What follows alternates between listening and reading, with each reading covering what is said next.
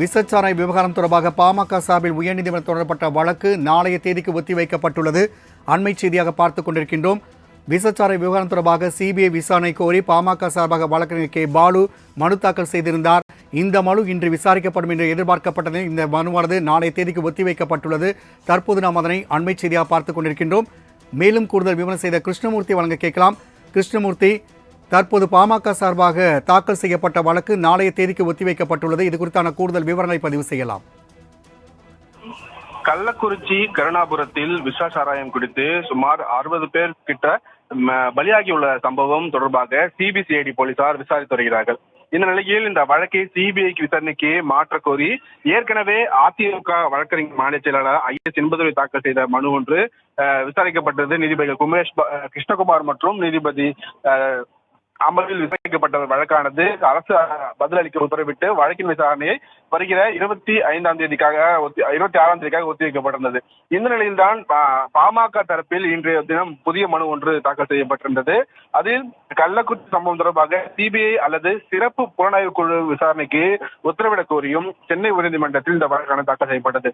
பாமக வழக்கறிஞர் பாலு தரப்பில் தாக்கல் செய்திருந்த மனுவானது தற்போது நாளை விசாரணைக்காக தள்ளி வைக்கப்பட்டிருக்கிறது. ஏற்கனவே அதிமுக தொடர்ந்த வழக்கோடு சேர்த்து இந்த வழக்கையும் சேர்த்து விசாரிக்கப்படும் என்று பொறுப்பு தலைமை நீதிபதி அமர்வு உத்தரவு பிறப்பித்திருக்கிறது.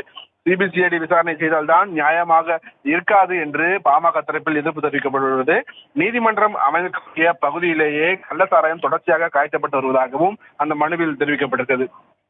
பாமக தரப்பு வழக்கறிஞர் பாலு கூறுகையில் ஒரே தெருவில் சுமார் 15 மரணங்கள் ஏற்பட்டுள்ளதாகவும் அதனை தான் நேரில் சென்று அதை பார்வையிட்டதாகவும் பாமக தரப்பு வழக்கறிஞர் பாலு பொறுப்பு தலைமை நீதி அமர்வில் தகவல் தெரிவித்திருந்தார். அதற்கு காவல்துறை உயர் அதிகாரிகள் இந்த விவகாரத்தில் அவர்களுக்கு தொடர்பு உள்ளதாகவும் மாவட்ட ஆட்சியரின் தவறான அறிவிப்பினாலேயே அதிக அளவில் மரணங்கள் ஏற்பட்டுள்ளதால் இந்த வழக்கை சிபிஐ விசாரணைக்கு அவசியம் எடுத்துக்கொள்ள வேண்டும் என்று கே பாலு தரப்பில் கோரிக்கை வைக்கப்பட்டது.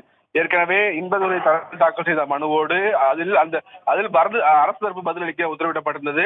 அப்போது குறுக்கிட்ட தலைமை வழக்கறிஞர் தரப்பில் ஏற்கனவே கூறியது போல அறிக்கையானது தயாராக உள்ளதாக மூத்த வழக்கறிஞர் தெரிவித்திருந்தார். எனவே இந்த வழக்கை நாளைய தினம் இன்பதுரை தாக்கல் செய்த மனுவோடு சேர்த்து விசாரணைக்காக பட்டியலிடப்படும் என்று பொறுப்பு தலைமை நீதி அமர்வு தற்போது உத்தரவாதம் தெரிவித்திருக்கிறது. ராம்குமார். கிருஷ்ணா, தகவலுக்கு நன்றி.